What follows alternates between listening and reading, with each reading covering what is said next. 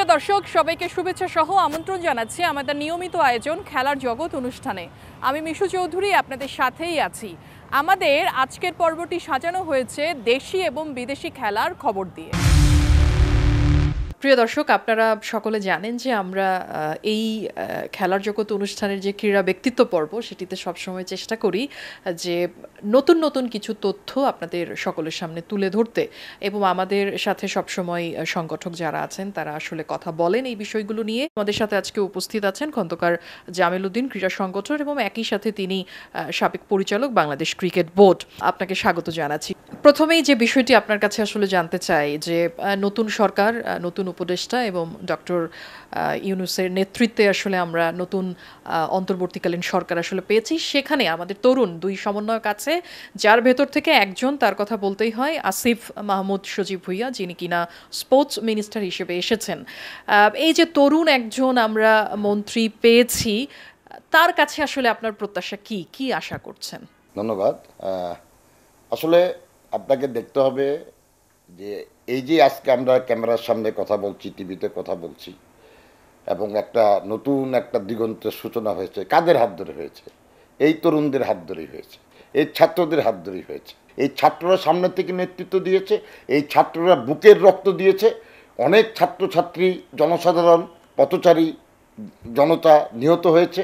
তাদের আত্মত্যাগের বিনিময়েই তো আমরা এই নতুন একটা বাংলাদেশ পেলাম। সুতরাং এই ছাত্রদের অমিত সম্ভাবনা, সেই সম্ভাবনাটাকে তারা কাজে লাগাবেন। তারা মন্ত্রী পরিষদে এসছেন, উপদেষ্টা পরিষদে এসছেন। উপদেষ্টা পরিষদে তাদের জায়গা দেওয়া হয়েছে। কেন জায়গা দেওয়া হয়েছে? তাদের সেই যোগ্যতাটা তারা প্রমাণ করতে পেরেছেন যে তারা প্রশাসন চালাতে সক্ষম, তারা দেশ চালাতে সক্ষম, এবং তারই হাত ধরে আসিফ মাহমুদ সজীব ভুইয়া ক্রীড়া মন্ত্রণালয়ের দায়িত্ব পেয়েছেন।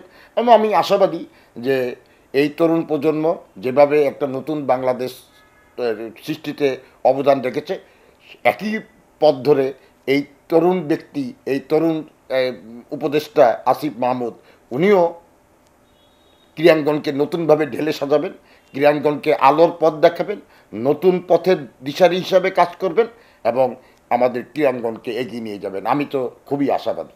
আপনি নিজে আসলে একজন সাবেক পরিচালক, সেই জায়গাটা থেকে বোর্ডের যে বর্তমান পরিচালক আছেন এবং যে কমিটি আছে, সেই কমিটিতে আসলে কি পরিবর্তন আসবে বা কেমনভাবে বোর্ড চলবে?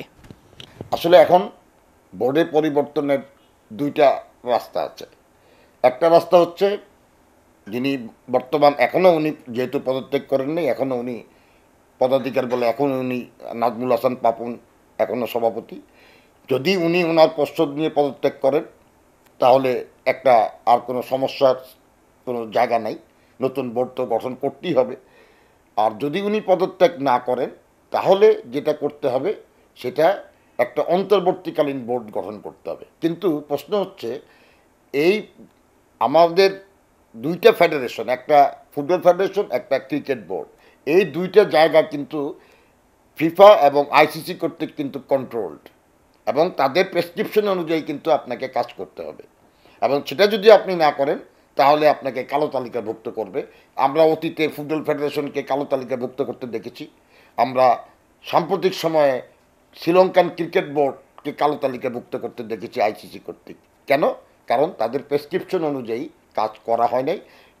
শ্রীলঙ্কার সাম্প্রতিক উদাহরণটাই দেই, ওয়ার্ল্ড কাপের ব্যর্থতার জন্য শ্রীলঙ্কা ক্রিকেট বোর্ড ভেঙে দেওয়া হয়েছিল, কিন্তু আইসিসির সঙ্গে আলাপ না করেই শ্রীলঙ্কান গভর্নমেন্ট সে কাজটা করেছিল। বিদায় আইসিসি 24 ঘন্টার পার হয় নাই, তার মধ্যেই শ্রীলঙ্কাকে কালো তালিকাভুক্ত করেছিল, এবং পরবর্তীতে কিন্তু সরকারকে আবার বাধ্য হয়ে সেই বোর্ডকে ফিরিয়ে আনতে হয়েছিল কালো তালিকা থেকে বের হওয়ার জন্য। সুতরাং আমাদের এমন কিছু করা যাবে না যে আমরাও আইসিসির কালো তালিকাভুক্ত হয়ে যাই।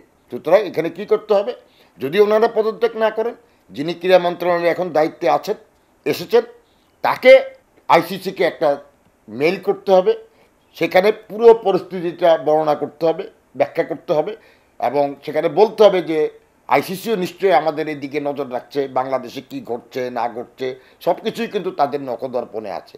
সেই কথাগুলো বলে এবং বর্তমান যে পরিস্থিতি, যে বোর্ডের পরিচালকরা আসছেন না, সভাপতি আসছেন না, বোর্ড একটা স্থবির হয়ে আছে, কোনো ক্রিকেট কর্মকাণ্ড পরিচালনা করা যাচ্ছে না। সামনে আমাদের পাকিস্তান সফরে বেশ কিছু খেলা রয়েছে, আমাদের এরপরে দক্ষিণ আফ্রিকা সফর আছে, সবচেয়ে বড় কথা আমাদের এখানে T20 উইমেন্স ওয়ার্ল্ড কাপ আছে। এইগুলি পরিচালনার জন্য অতি সত্বর একটা অন্তর্বর্তীকালীন বোর্ড গঠন করা প্রয়োজন, এবং সেই প্রয়োজনীয়তার কথাটার উপরে গুরুত্ব দিয়ে আইসিসিকে লিখতে হবে যে যাতে আইসিসি একটা অন্তর্বর্তীকালীন বোর্ড গঠনের অনুমতি দেয়, যেই বোর্ডটা এই ক্রিকেট কর্মযজ্ঞগুলো পরিচালনা করবে। সেই আইসিসিকে লেখার পরে আইসিসি যখন অনুমোদন দিবে, তখনই কিন্তু ক্রীড়া মন্ত্রণালয়ের পক্ষে সম্ভব হবে একটা অন্তর্বর্তীকালীন বোর্ড গঠন করে ক্রিকেট বোর্ডটা পরিচালনা করার জন্য। সুতরাং এখানে একটা প্রক্রিয়াগত ব্যাপার আছে। যেহেতু সিরিজগুলোর কথা আসলে বলেছেনই, তার মধ্যে একটি বিষয় আসলে খুবই উল্লেখযোগ্য, সেটি হচ্ছে মেয়েদের ওয়ার্ল্ড কাপ। কারণ এই ওয়ার্ল্ড কাপকে ঘিরে বাংলাদেশে একটা বাড়তি উন্মাদনা, বিশেষ করে আমাদের মেয়েদের জন্য। কারণ এই ওয়ার্ল্ড কাপটা যদি হয়, সেক্ষেত্রে আমাদের যারা তরুণ মেয়েরা আছে, যারা দেখবে, সকল ক্রিকেটারকে যারা দেখবে, তারা কিনা ক্রিকেটে আরও বেশি মনোনিবেশ করবে এবং পেশাগত জায়গা থেকে তারা আসলে ধরেই নিবে যে হ্যাঁ, আমরা আসলে ক্রিকেটে আসতে পারি। এত বড় আয়োজন আদতে সম্ভব হবে কি না? ছেলেদের ব্যাপারে, সিরিজের ব্যাপারে অলরেডি পাকিস্তানে আমাদের টিম চলে গেছে। এটি হয়তো, যেহেতু পাকিস্তান সফরটা মাথার উপরে ছিল, সব কাজগুলো হয়তো সম্পন্ন করা হয়ে গেছে, সফরের সমস্ত ডিটেলস সব কিছু কার্যক্রম হয়তো সম্পন্ন হয়েছে, বিদায় তারা যেতে পেরেছে আলহামদুলিল্লাহ। তারা আজকে হয়তো ভোরে পাকিস্তানে গেছে এ দল, পরবর্তীতে হয়তো টেস্ট খেলার জন্য জাতীয় দলও যাবে। কিন্তু এরপরের যে সিরিজগুলো আছে সেগুলো কিন্তু এখনো পর্যন্ত কোনো কিছু হয় নাই। আমি যেটা সবচেয়ে বড় চ্যালেঞ্জ দেখি, সেটা হচ্ছে আমাদের দেশে T20 ওয়ার্ল্ড কাপটা হবে কি না, আমরা করতে পারবো কি না, এইটা আমাদের জন্য একটা বড় চ্যালেঞ্জ। এবং আমি যতটুকু জানি, ইতিমধ্যে কিন্তু এলওসি পাঠিয়ে দেওয়ার কথা, লোকাল অর্গানাইজিং কমিটি কারা থাকবেন, কারা কী কাজ করবেন, কোথায় কি হবে, ভেন্যু কয়টা হবে, সেই ভেন্যুর নিরাপত্তা কীরকম হবে, এভরিথিং আপ টু ডেট থাকার কথা এরই মধ্যে, যেটা আইসিসিকে পাঠিয়ে দেওয়ার কথা। কিন্তু গত এক মাসের চলমান পরিস্থিতির কারণে আমার মনে হয় সেই কাজগুলো সম্পন্ন করা হয় নাই। সুতরাং যদি সম্পন্ন না করা হয়ে থাকে, আইসিসি কিন্তু একটা গাইডলাইন আছে যে এই এত তারিখের ভিতরে আপনার কাজগুলো সমস্ত কিছু, আইসিসির যে প্রেসক্রিপশন সেই অনুযায়ী সব কিছু আইসিসিকে পাঠিয়ে দিতে হবে। আমি যতটুকু জানি সেই কাজগুলো সম্পন্ন করা হয় নাই, আইসিসির কাছে সম্পূর্ণাঙ্গ রূপরেখা পাঠিয়ে দেওয়া সম্ভব হয় নাই। এবং আইসিসির যে বাধ্যবাধকতা, যে সময়ের যে একটা ব্যারিয়ার আছে, সেটা কিন্তু আমার মনে হয়, যতটুকু আমি জানি, অলরেডি মাস দুয়েকও নাই, আমার মনে হয় ইতিমধ্যে সেই সময়সূচি হয়তো আগামী 2-1 দিনের মধ্যে হয়তো সেই সময়সূচিটাও শেষ হয়ে যাবে। তারপরে আমরা কীভাবে T20 ওয়ার্ল্ড কাপটা, উইমেন্স ওয়ার্ল্ড কাপটা আমাদের দেশে করতে পারবো, আমি তো ভেরি মাচ ইন ডাউট যে আমরা আদৌ সেটা করতে পারবো কি না। যদি আমরা সেটা না করতে পারি, আমাদের কিন্তু মেয়েদের যে একটা, যেটা আপনি বললেন যে মেয়েদের যে একটা ওয়ার্ল্ড কাপ, আমাদের মেয়ে ক্রিকেটারদের মধ্যে কিন্তু একটা উন্মাদনা ছিল এই ওয়ার্ল্ড কাপটা ঘিরে। আমাদের দেশে ওয়ার্ল্ড কাপ হবে, অনেক নারী ক্রিকেটার এই ওয়ার্ল্ড কাপের মাধ্যমে, অনেক মেয়েরা, ইয়াং মেয়েরা কিন্তু তারাও কিন্তু অনুপ্রাণিত হবে, তারাও এই ওয়ার্ল্ড কাপটা দেখে নিজেদেরকে ক্রিকেটার ভাবা শুরু করবে, এবং আমাদের একটা মেয়েদের ক্রিকেটে একটা গণজাগরণ হবে ওয়ার্ল্ড কাপটাকে কেন্দ্র করে। সেই জায়গাটা থেকে আমরা আসলে বঞ্চিত হব। আমাদের এই ওয়ার্ল্ড কাপটা আমাদের মেয়ে ক্রিকেট জাগরণে একটা অন্যতম ভূমিকা পালন করতে পারতো, সেই জায়গাটা আমরা মিস করব। এটা হচ্ছে সবচেয়ে বড় লস।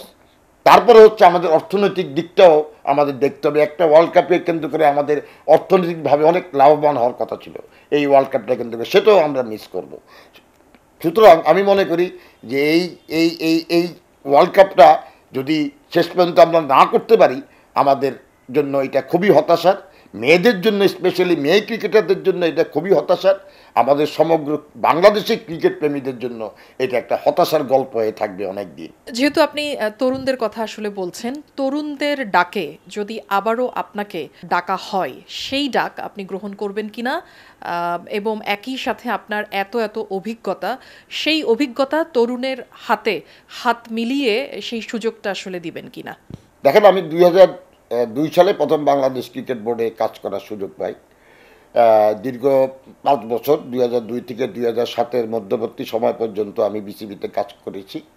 এবং তারপর থেকে আমি বোর্ডে স্থান না পেলেও ক্রিকেট নিয়ে কিন্তু আমার কাজ করা বন্ধ হয় নাই। আমি সবসময় একটা কথা বলতাম যে কাজ করতে হলে বাইরে থেকেও কাজ করা যায়, ক্রিকেটের উন্নয়নে বাইরে থেকেও অনেক কিছু করা যায়। শুধু বোর্ডে থাকলেই আমি কাজ করতে পারবো, বোর্ডে না থাকলেই কাজ করতে পারবো না, এইটাই আমি বিশ্বাস করি না।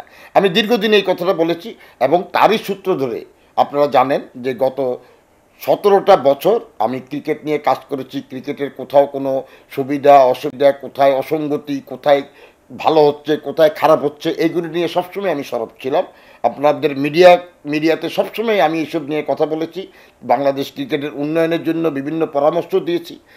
পরামর্শ হয়তো তারা গ্রহণ করেননি, কখনো কখনো করেছেন, কখনো কখনো করেননি। বাট আমি সবসময় যেটা ভালো, ভালোকে ভালো বলেছি, খারাপকে খারাপ বলেছি। ক্রিকেট উন্নয়নের জন্য সবসময় আমার তৎপরতা অব্যাহত ছিল। সবসময় আমি ক্রিকেটের মঙ্গলের জন্য কাজ করতে চেয়েছি।